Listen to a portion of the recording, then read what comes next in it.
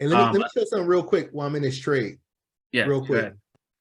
because I mean this is your stuff right here. So I want to make people know, like, I'm in this ES trade on the futures market, and I got the FBG here, and I look at this 3-minute chart, and I just see these lines being printed.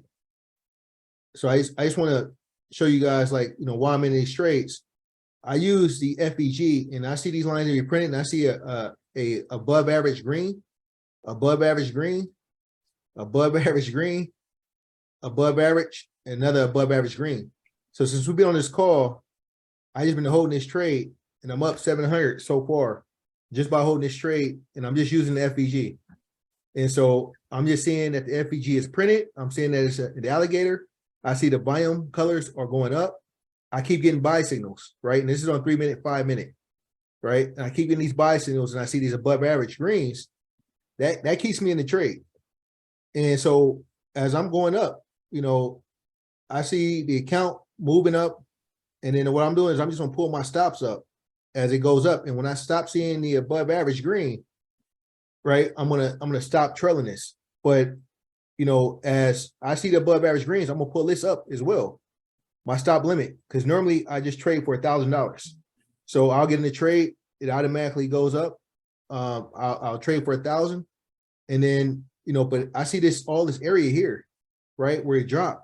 And so as it keep going up, and I keep seeing this FBG, right, this is my stop will be under here, right? And as I see this going up, and this is the alligators on the 3-minute, 5-minute, and I keep seeing it, as long as I don't see no above average dark green, I seen one here, but then next one I got this above average. So I won't get stopped out unless it give me a dark green under here, and I'll just keep riding this, right? And it's a 3-minute, 5-minute chart. And so while we've been on this call, I'm using the same thing. I'm using the alligator, the FBG, and then the biome color candles, and then here's the 200, and here's 800. So it'll actually give me up to 38.14 would be another level of resistance, if it makes a run up. But I'm just gonna keep moving my stops up and just keep watching it as we go up. All right. Yeah, and I think, bro, it's just gonna target those FEGs to your left, the red ones.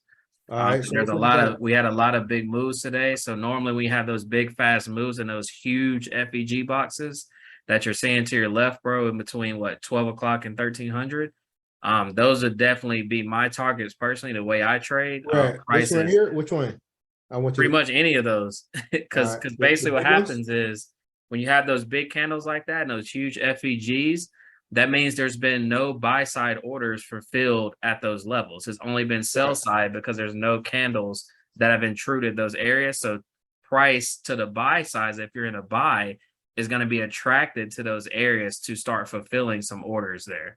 So that would be my personal target. Because like I said too, bro, I'm in the Qs. So I got in the Qs at 10,888. It's at 10,940. So what is that? 60 points or something like that. So, I'm riding it up through the night until we get to those areas. Right. And so another thing that I like to do is I'll draw a triangle. So when I see that, I'll have a rectangle right here, and just to stretch it out, so I'll know that it's hitting one. Oops. Right. Yep. That's all you got to do.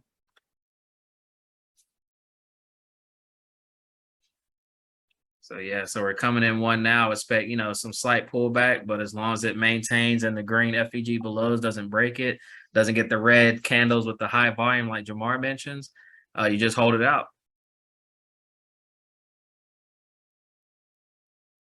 And that's it. But I got this dark green candle, so when it goes into it, I'll say, all right, it's crossing above it, and then as long as it don't drop back down here, I'm gonna hold it and see what happens. Right. Exactly.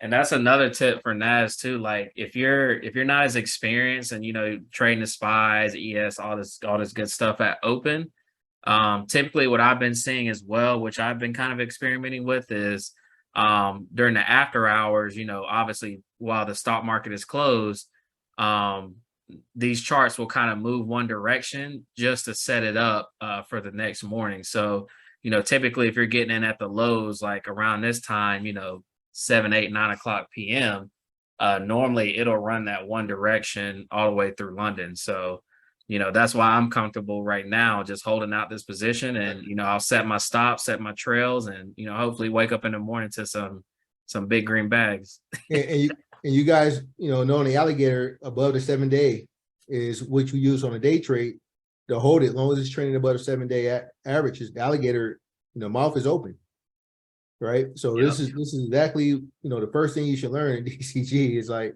the alligator is eating. The mouth is open down here and it keeps eating. As long as it stays above the 7-day line, is growing across FVGs. It's 12 o'clock.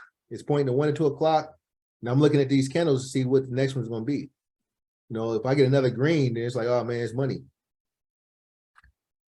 Yes, sir. And then I'll just move my stop up so I can secure 1,000, and then I'll let it run. I'll pull this limit all the way up. I'll move this stop up a little bit more. Right? I can move it up right here. It moves the stop. And then if it starts getting close and this turns up, right, it's starting to drop under right now. That is kind of the signal for me to be like, all right, if it continues to drop, right, I can wait down here, or I can secure the profits. Yeah, and like I said, that's a perfect example of how the FEG can give you the heads up, Jamar, when you should expect those pullbacks. So I'm glad you stretched that out live. Right. So you see it's pulling back right here. It ran into the FEG here. It's pulling back, but and then so I have an automated thing where it'll exit my buys when it starts getting a pullback. But I'm overriding it right now because I'm doing it manually. Right. And so I'm gonna lock in at least 500. If it goes down that low, I'm just gonna close it out with 500. Let's get it. All right, cool. I just want to, give them a live thing while we're doing it, because that's what we was doing earlier when we was on the call. Appreciate it. More of that at the events. yeah. Everybody made money at the events, man. It was a beautiful thing. When we had the DCG Atlanta, it was printing money, and we missed out probably on about 4 or 5 grand, but it's still good. yeah, because we saw an FEG set up. I think it was 8:30 or so, Jamar, and I kind of called out, everybody to kind of buy NASDAQ or SPY, whatever you trade on the traditional side. And Jamar is right. If we just would have held at least one of those positions open throughout the whole trading event, you're talking 3, 4, 5 grand off one play. So, right. The real, you caught it. We caught it out. You caught it out, and I got in. I made like 500, but then we got out because we was expecting a reversal for some stupid reason. Right. Market telling us up. We talking about win reversal. Yeah, so Brandon said I made the least amount of money. I made 1,400 on the day. Well, everybody made over 1,000 so quick that's why I was like, all right, we trying to secure it because it's a day trading event. So the psychological thing of being there and just want to show people that we can make money. We all made 1,000 probably in the first hour. Rhoda says a good problem to have. Rhoda was in the right play, but she had a stop loss too early, and she got an AMD, and I told her that, at first thing in the morning, we had to hold on to those plays a little bit longer. Right.